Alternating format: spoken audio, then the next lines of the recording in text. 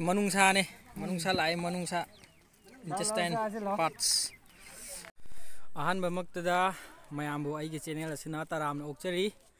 Ngasi gi video se yamna interesting oiba video ma oidori. Haibadi akhoi pakhang laisa bisingda yamna kanagadaba video amta ai semjarakke.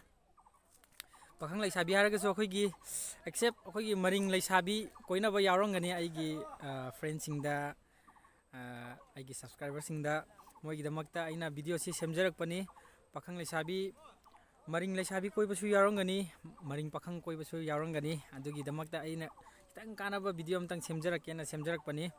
Akhoi maringi mau lakpa kanda imung jina harabu phongdokpagi akhoi customary oina akhoi chatnabi da khara akhoi tauda yadaba thaba ingang khara lai adugi maramda yamna full oina di details oina di ai semjaroige haidi thengju thenge matamje yamna phangdre ngasi je anu khara khaktamak ai video che semjarake mau la gandana smaina tawi aduga mau di ningol chakragana smaina tawi habdo hai mathangda video da aina full oina hapcharake ngasi gidi mau lakpagi nebako mau lakpagi yamna harau nungai ba phongdokpa haitare imungsina aduga kamaina phongdoke dada saje san mapum ma halaga akhoi harau bu phongdoebako adum thongraga mayam chamina doineba adugi video da mate amtang utcharake yamna di sangaroi matamsu yam laitre mayam adum yengminarsi hek thongba hawbadagina hai loiba fawa ai full details to hapcharake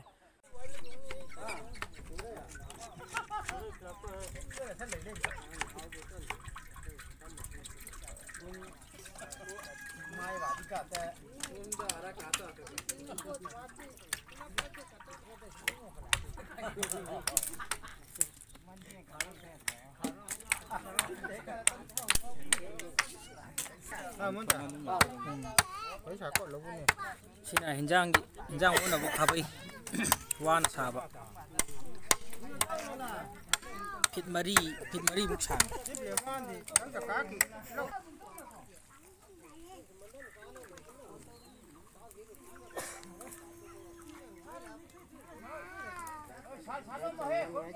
ngasi gidi maringi series nina maring da oina loina tawrage maringi tilau thada biro maringi tilau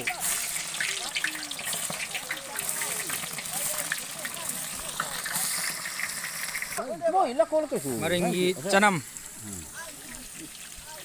isel pura maringi ni ngasi di maringi tilau ga maring canam ga hana ngaure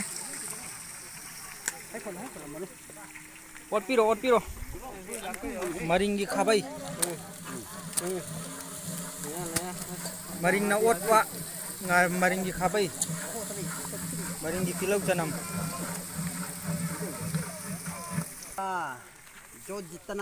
maringi canam yaure maru marang yaure adag maring machu loina suna yaure haithabiro khangsida haitharo haithajaba haithare machu pajare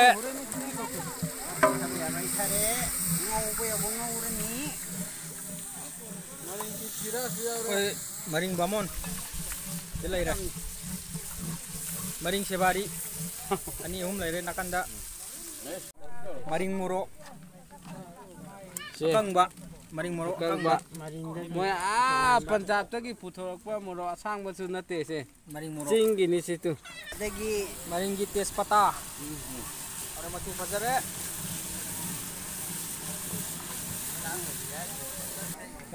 matangi series sina silaire sajau ne san mapum mama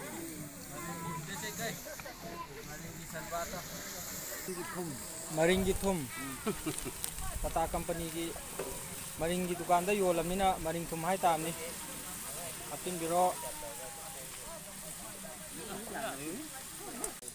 maringi san apin jarage nai pidai nu ngai ma khu ko ajare na yong doi pidai kalu ka biro ajare ka apin biro kompa ani siloi haptoira loi haptoini apin biro sini maruga sagai amagi mau lakpagi nungai bagi injang thongba se matong ngakini mausu migi nate aure to misi baca ngai kutui di he dara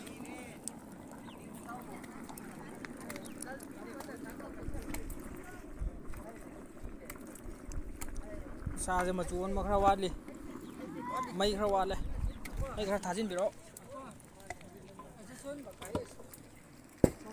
सीजना चगेम की series चगेम कोंबा game हाफ्री Cheng half रे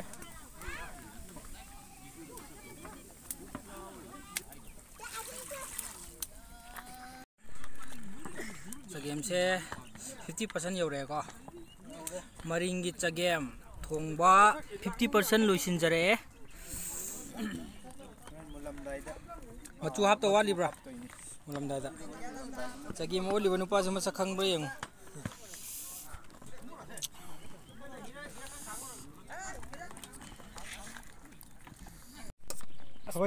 खबै मचा खबै मचा तंग था मचु असुबा पुखम अचौबा मचु थादबा मरिंग मचु कोथाबा मरिंग मचु wow मचु समझ क्या के मचु नु से अनि सिदी यामग्रे खरा यामग्रे बा समझ तरा मुक्ति सुरे या देखो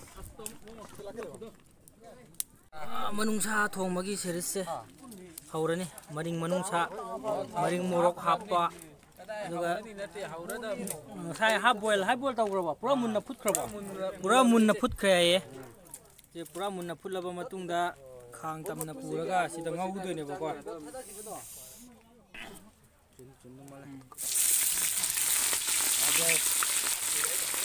manungsa thongba haure maringgi manungsa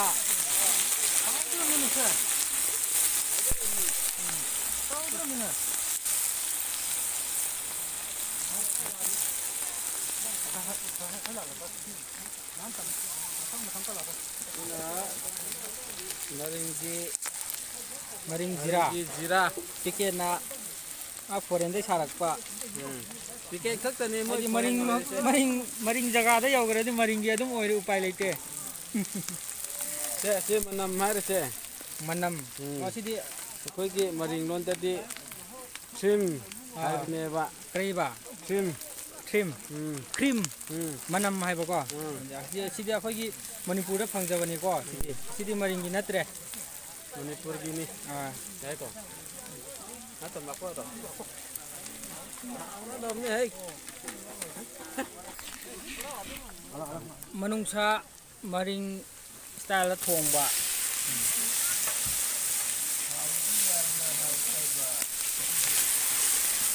होगी एक्सप्लोरिंग मणिपुर यामबनागा हाइबदो खांगदा हपचिन जबा ओटपा मई खरा वाटपा नत्रा ओ सिलिंडर बावा ओ या कानो बम सिलमे असियम माले हे इदे करी को थोइनो आगा मरु दो मरु को थोक जबको मरु कोटपा सामरु हपा एक्सप्लोरिंग मणिपुर की यामना के हे हाइबदो अदु डायलॉग नथिंग असि जे करी की चाक नो मसी जे सिजे बोम्बला पोखाइ बगी बम्बा मौ लाकपगी नेबको नदि मौ लाकपगी हराव नुंगाय पोंदोकपा साजाव हाटपा हाइतारे मरु जे खंथोकी थोको मरु होय मयाम चाबदा नुंगाइते ना लौथोकपनी सिगी मरु सिना मुका चगेम पोंबदा मु हापतोबा लौथोइबा मरु जे उथर के से लैरे मरु तो सी आय अदुम हाइजिंगरगे सिदा केम मांगहनदबिने ओय पोइ हे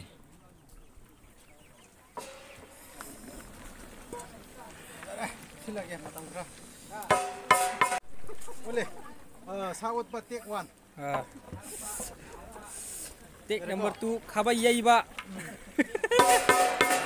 टेक नंबर 3 खुमजिन बिरो Wow. Spokra. Ito sa daw rusong ako ka.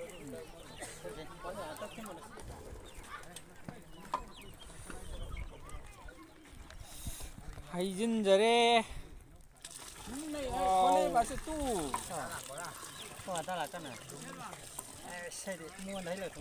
Sa thong may sa game da. What piro yamba? Side haut taba sa game city lang to kiben na pare. Manungsa ne, manungsa lai manungsa intestine parts. Duna adom da kai da no. Hoi ju khara piram hoi. Manungsa yaure.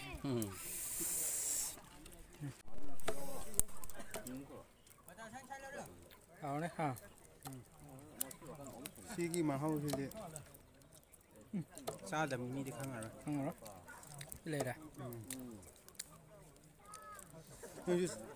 Chi chamin se har de noi leira puro ko sembi. Maring nupi lawdi zaba phange na tadi upai leite.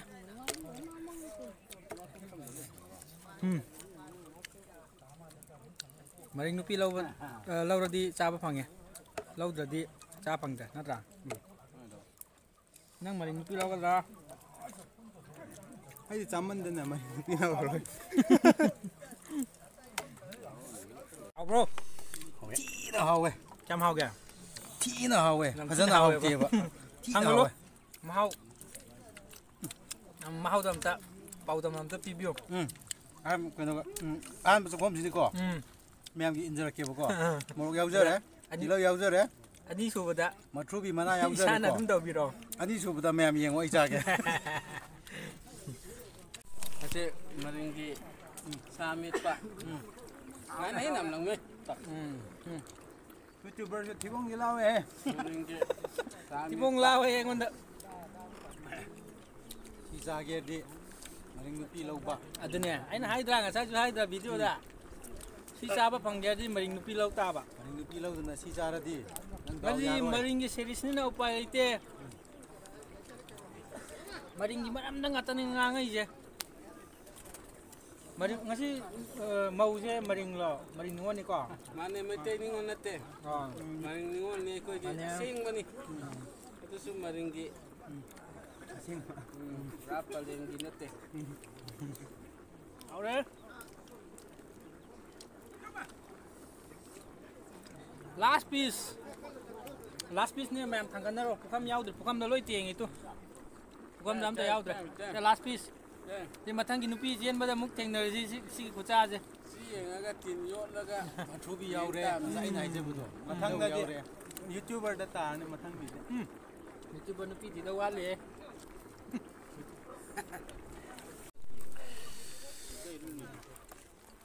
Anjing mahau je kamai tawrige. Ano video nambi ne khara cha re ko. Somda ju mu ya ho re. Haman na. Video namba je khara de oi ja bu jani. Kai chu ngang de moi ju YouTube ta yaw ni khan ba da. Cha ge ba da kem hairak tre ba. Sai sa manung sa yen manupa do somda sieng re. Koi ko na dre ba. Manung sa yen manupa am ta ngai ra mo. Kai nang na kai si li no. Manung sa yen manupa do si lai ra. Ama pira mo. Oi tao ama lo. Ama lo. Kai ma manung sa. Ni ahum ma di. Ai ama khata lo. Ai ama khatang lo ro. Morok sai. Ai lo ga ro. So pa jani nang ju. Nang ne he. Nang na hai. Tanara lo ri ne manung sa. Video cha. Agin ko ne. Morok ti am sai. Manung sa. Mu ko cha ra ge. Ti khuau je tana cha re me. Manung sa yen manupa sa som da sieng gi ba. Tanara ga muk cha ri ne. Thibong gi law e. Lao. Ma kha le hawra khoina manung sa cha lak pa yum do. Agi yum ne ba. Se tanarak pa ne ba. Se tana phangya. Ko han ne ekol a ne hai cha. Matam je yam khun ji ju mai lak ta ba. Lai mai lak ta ba na मरम ओइरगा होरेन नुंदांग सिसिना function तौदोइने थाव हाइजिले हौजे नांगी नोंगले नुंसित मईगा लाक्ते नुमित क्या सुरे मामा लाक्तबा मई नुमित हुमनी सुरेबा हुइरुंगुम्बा मईनिदको अदुदि अस तल्लेदा सो खोइ खुनजे मईगा नोंगले नुंसित खिता तौरादि ngasi akhoi laiba mausi makubok si laire kaka mau lakpa si kamai tauge wakhan je wakhan nungai da wakhan yam nungai ya mau ji sak ka di kamai tauge sak chu di adum yai sak chu di lo yai ba ni wang chau adum wang chau ra phare phare cha injang do hayeng kaino tawraga na hau ya ki do pau khra pibiro ko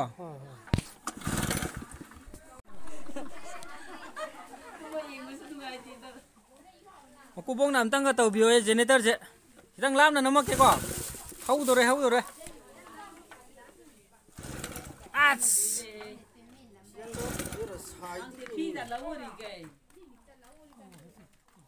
jai mahadeva jai gurudev hau de koi ngasi mau lakpada yamna harau phongdokpa laiba khoi ahan koi pupu mingdom ta haibiro Minai, aku pupu je. Ngai ko, yam karan tarak. Aku pupu je kaino ne sana mahi lining cali ko pupu. Oh, the Christian natri aku pupu je. Thai nagi ahalaman na ningamba sana mahi do ji.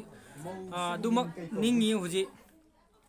Ado yam ngasi ki mau ji ka kari thong na ge.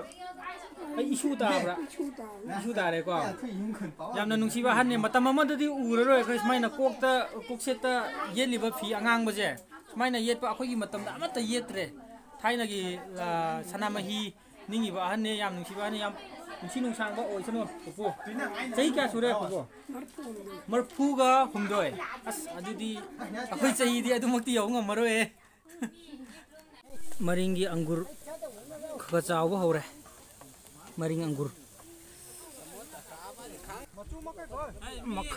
makhada lithare maring anggur je chawa hore maina chaba yarak tore hajing phaba gan hurala chaba la maringi yerum je ani khatang kok tangai ri maring yen aseng mani si chingyen maring yen aseng ba maring yen ba arang ba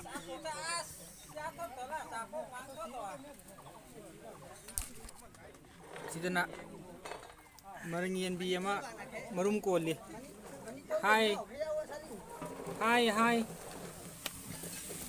yamba ai secret ama sa thong bagi ko se khoi ji pai ra ga si kang ga bane ko si je umro ka bai manam ga nam ne ko mahi je pura kang ne ba do do re ko ko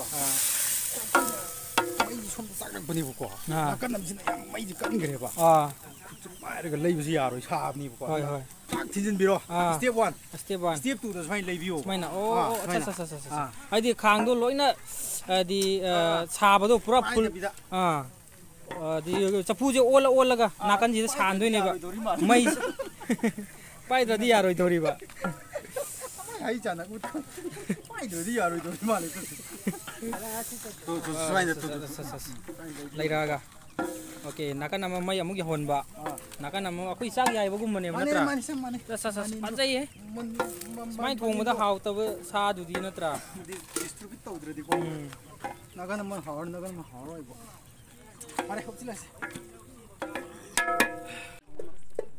sa mun ba ngai ba da wa re mayam je yang wa ra ga yam lam ma ba tin ta re sigi mahau je yamna tangna phangba ita ngai na riba mayam je ada pareng sana amakada ju leiri ko duga mathak lom na ju leiri mun ba ngai na bada hikti mi yam de horan cha ba matam da di mi je challoi duni duna ngan ta charaga ngan ta tumgi ba yam boy nupi thiba kan da ju nupi law kan da mai tawgi bro nupi thidri ba o chakawe tawji video je loi bau yeng bi ko ma'am kana hau karam hau dong no चपू कहीं तौर हौदों attack तौर कहीं मरिंग नुपी कोई सिंगी यामना कानब video होइदिनी अदुना लोइबाव येंबियो लोइबाव येंदर मंगलांगनानिको आंगांजिंजु सा मुनबा Gayri सानरजी यंगनी ice वाव नोइ फुना दुइरो नोइ जे फुरो दुदि कनादा फुदुइनो आस आस आस आस हापो हापो अमगा हापो खुंजे मई लाक्त्रे नोचा करी हाइनिंगे नोइ लेफम चलुनी मई office ता होय मई तारे ngasiदी मई लाक्तब निमि क्या सुरगे मई लाक्तबसे निनी हमने सुरामिना नोइ लेफम ता चतारे अखोय नोइ लेफम जे कनाइ लेफम नो ओ आदा मई इलेक्ट्रिक थाफम दा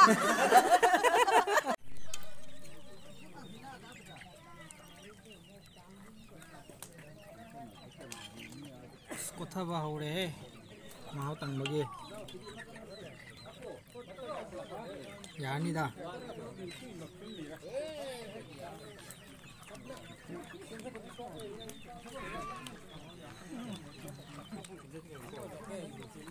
वाव हावने हावने नसाइगी चगेम थोंबदो हावने पोत कापनी बा angang phau pot kapani ai ni khangdi khangba jani hauni hauroi je ngasi gi mukbang je mi kya no mi mukbang je chani mukti san mapum ama gi mukbang male ko manipur da first oram do male mukbang tawdi je mane mane kina manung sa thongba nai re ngasi di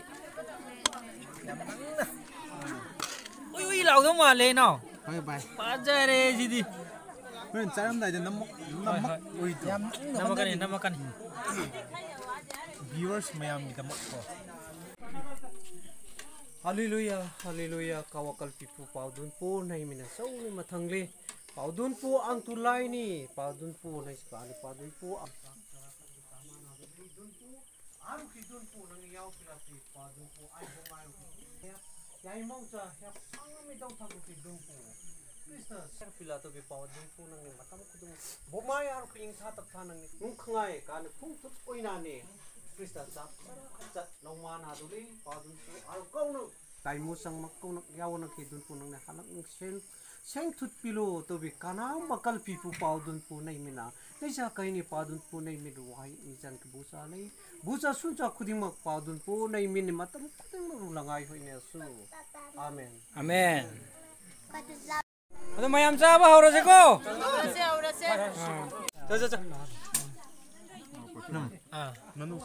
मनुसा 산 통바 마똥 하요니 마똥 캉다베니고 낙비는 짬풋 타비 어디 자기 뭐가 돗자르게 합자르게 합자로 하오래 거탕자 미만한기디 이디 신 온터 신 떠러세 당갈로 숨다 Đấy phải đấy. Bột cạp. Arai tul tùy lấy cả. Hào bro. Hào. Kem hào kìa. Em hào à. Cái gì injang nó năng chai chứ? Hai ro. 산차 또 가요. 산차. 산차. Hào bro. Hào. Cái injang nó năng chai chứ? 산차 아마 짜오 chứ. Video 남비 kìa. 아, 지카요 너 당갈로 불러 뿜나. 하우도 말이고. 인장 게 망한답니다. 디디까 자, 풍로이 로이래. 인장 제 스마이나. 합실라가. 하이행기. 장할라가 짜대봐. 망한답이네 거기디. 마루 바보 핵 망한데. 아까 코코이 길락도 들었어 코코이. 이거 라고. Muốn ngủ là cái. Thật ra sáng quay sang hay sáng là ngủ là.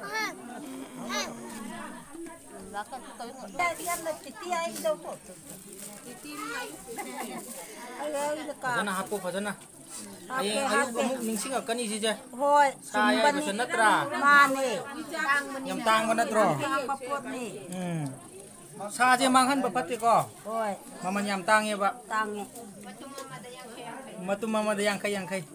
Bazar da di natra. Mani. Sija hata daga chal di lupa sahum chamri changwa muki hinjang oi ni. Mani.